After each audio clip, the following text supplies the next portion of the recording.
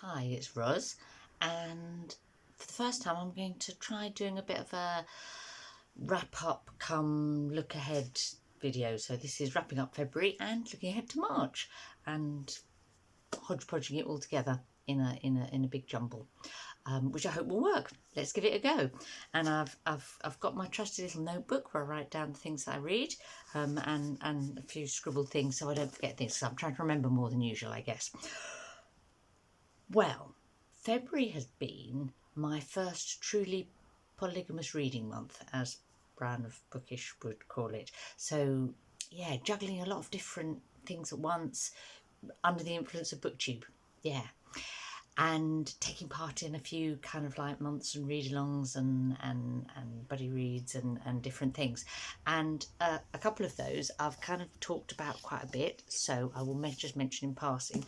One of which is Cromwellathon, which has been a joy, and the videos are there if you want to see them. But so that meant that I've finished Bring Up the Bodies this month, so that was a great pleasure, and I'm getting very excited about The Mirror and the Light coming out this week. Meanwhile, I've also been reading Ulysses for Ulysses 2020. Again, very pleasurable. We're working through it gradually. Trying to do a video about every sort of 3 chapters or so it's not like all the time. But again, I'm finding it a more pleasurable and more rewarding experience than I thought it might be. So that is great. The other kind of big read-alongy thing that I did this month, that is just a February thing, unlike those two, is Saga. And obviously I had to do this because Tilly, my daughter, was one of the Saga hosts, and the idea of Saga was to try and get more of us to have a go at reading an Icelandic saga or two. And I guess I know about Norse mythology, and I've dipped in and out of the odd saga, but I have to say I've never read one cover to cover before, so I was happy to be pushed into it by the idea of Saga, and I read 2, and one was the Saga of the people of Laxadaela, and one was the Saga of the Volsungs. Now, I would say that this, I would describe this as an interesting experience, but a slightly peculiar one. Obviously, these sagas, the Icelandic sagas, they were written down in kind of like the 13th century, but based on an older oral tradition going back some hundreds of years, and then there had been written versions of some of them, but the ones that survived were written in that bit of the medieval period. So you can't expect them to be like a contemporary novel. It's like reading Homer or the Mabinogion is the Welsh one, or lots of different cultures have their kind of like early myths and legends and old stories, and that has a particular fascination, but they're not necessarily a very fluid read, I suppose. What I found with the Laxadaela saga, which I read from this really actually excellent edition of Icelandic sagas, in good, relatively modern translation, which helps a lot, but there's a lot of like lists of names, little incidents where you don't know if it's part of the main story or if it's going anywhere, and some of these sort of lists of names and relationships between people obviously would have mattered a lot to some of the people listening to the stories or reading them, but you never know as a reader, do I have to remember this one because they're going to be really important in the rest of the saga, or was this just, they just happened to be passing through this fjord, this bay, whatever, and they just mention the families that lived there, so that the people who listening and say, oh yeah, that's my family, oh yes, those are my ancestors. It throws up some challenges for a modern reader in that sense. The Saga of the Volsungs has a bit more, probably a stronger plot, if that makes sense. It, I suppose, grows more out of myth, You know, it's got a dragon and a magic ring. You can tell that Tolkien was influenced by it for sure. Odin, the god, appears in the early part of the story, particularly in various disguises. Yeah, it's fun. It's still not, in many ways, not a page turner. What both these sagas had that I really appreciated and enjoyed was a sense of the world in which they were written. The Laxadaela saga is fascinating for the introduction of Christianity in that period, and how society and like how they were organised and how they made decisions and justice and so on, and as well as religion, was all changing at that point. The saga of the Volsungs, as I say, it starts with more sort of like myth and magic, and it's gradually moving into something that you can feel is a bit more historical. In both of them, there's this great store set on these kind of heroic blokes that have great physical prowess, and they're, you know, the thing is to be strong in battle, and lots of themes around revenge and and their family networks and how they maintain relationships with their neighbours, perhaps through fostering each other's children. Really, yeah, interesting. Best thing, as I say, is that both of these sagas have some really strong women in them, really interesting, strong female characters. So that was something that I could kind of latch onto, I suppose. So that was Sagalong, a special February pleasure. Happens every February apparently, so look forward to next February for that one. And if you missed it this time, you can do it then. Another thing that Tilly and I are doing this year, that we started in January and continued in February, is reading, both reading a play each month and talking about that, and we're calling it, our hashtag is discussing drama. And in January we did Agamemnon by Aeschylus. So one of the first things I read in February was the other two plays in Aeschylus's Oresteia trilogy, so that was a little treat. And then when Tilly was thinking, what should we read for our February play, she said, oh, it's Black History Month, let's do a play by a black author. And we found one called Nine Night by a black British woman. First play to be put on in our British National Theatre by a black British woman. So we read that, and she really enjoyed, and there's a video about it, so I won't talk about it.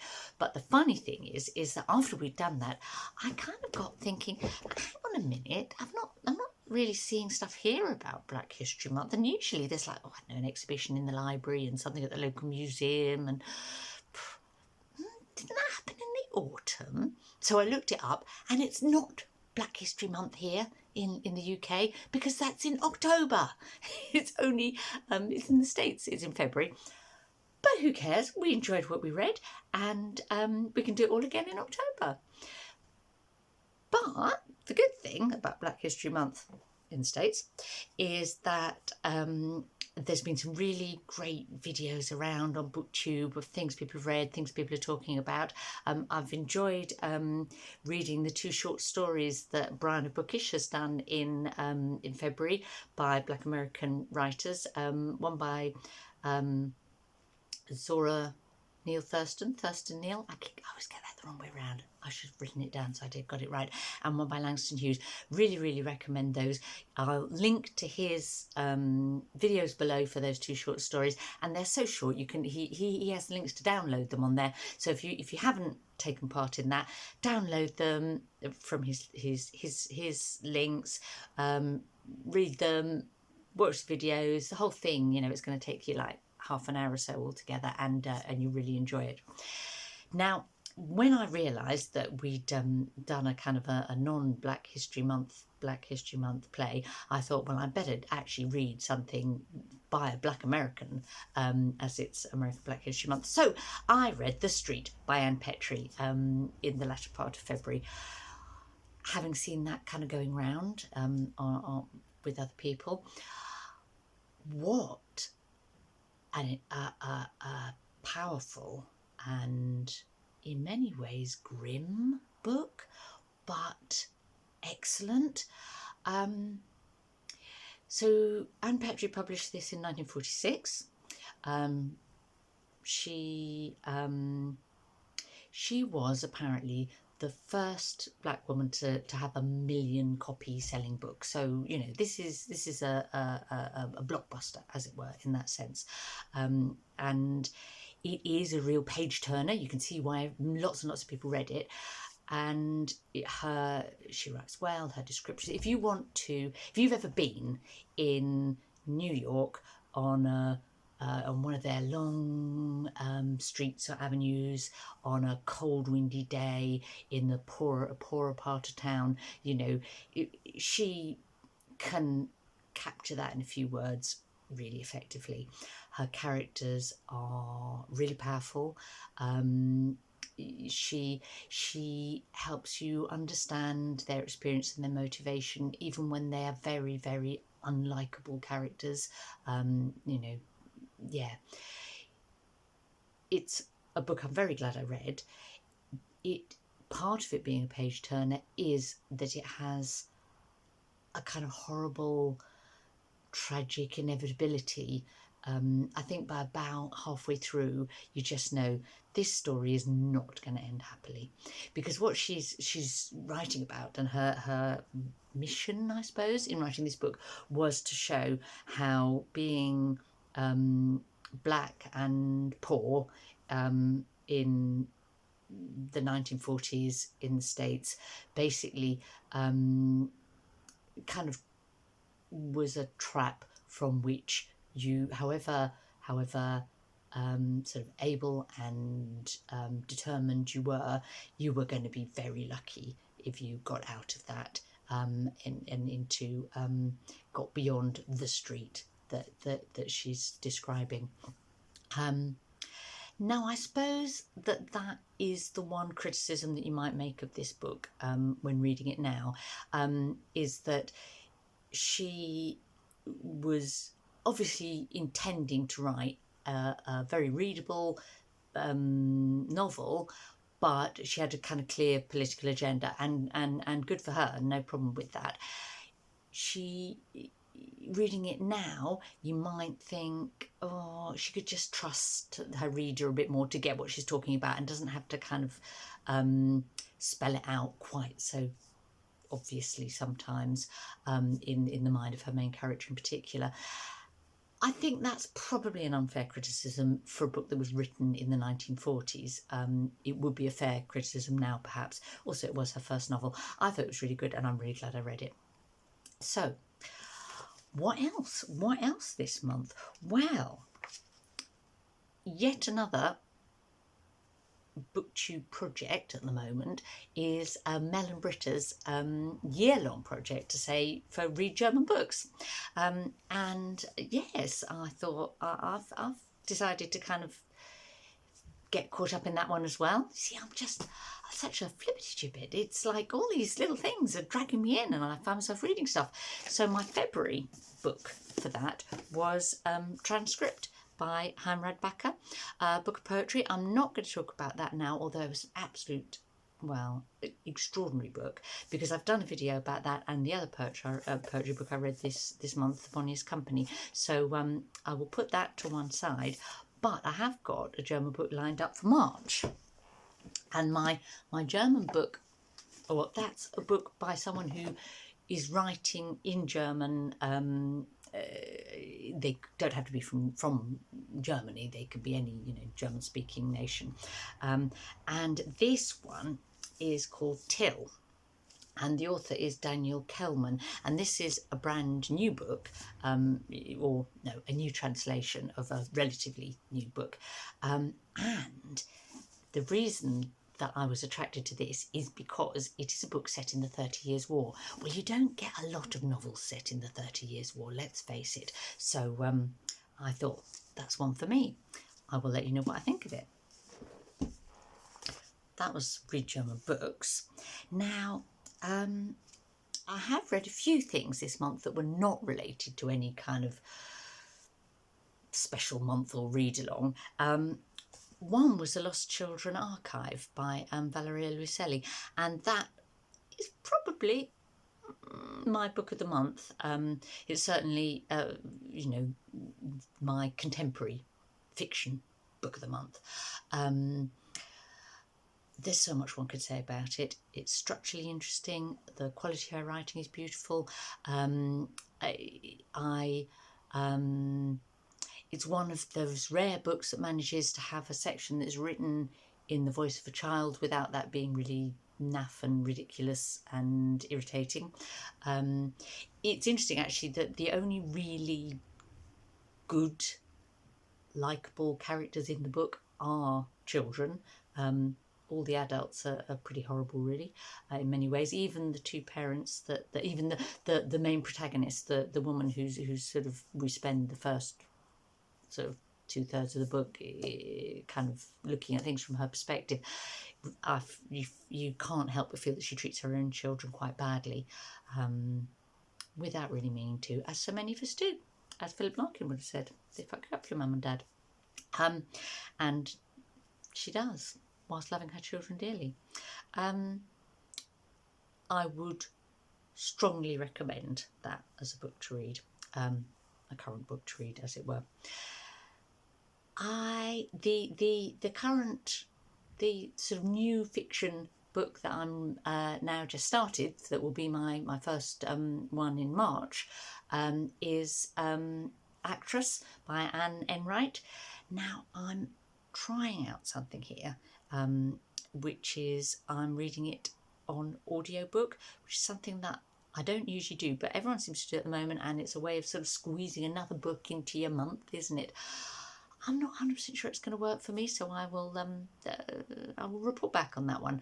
But I bet loads of you out there will be saying, oh, I love audiobooks, I read lots of things on audiobooks. So tell me how you do it and how you make it work for you, because I feel like I'm missing something by listening rather than reading it on the page.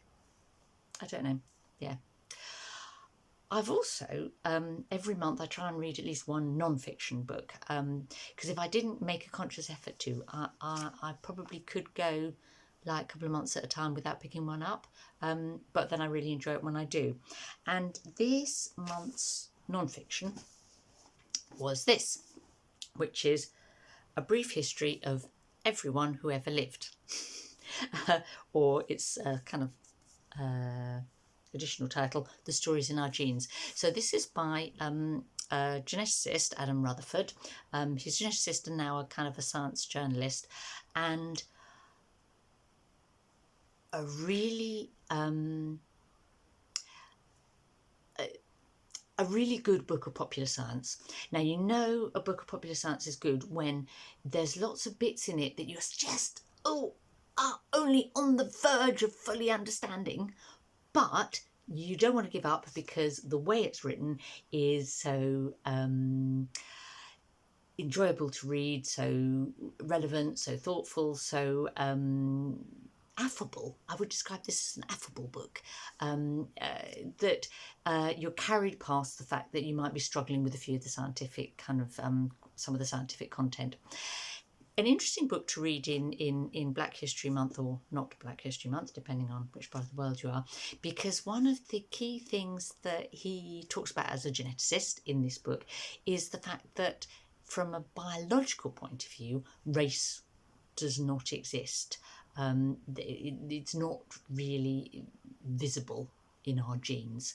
It's obviously it exists and matters in terms of racism in a kind of political and social sense, but in a biological sense, no, we're basically one thing all the world over. Really like this, great fun, would recommend it.